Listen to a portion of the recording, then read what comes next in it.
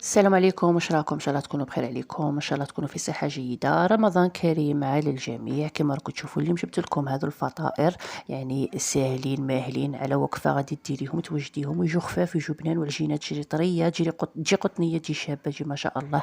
هنايا غادي ولا الفيديو تاع هذه العجينه غادي تلقوه في اول تعليق.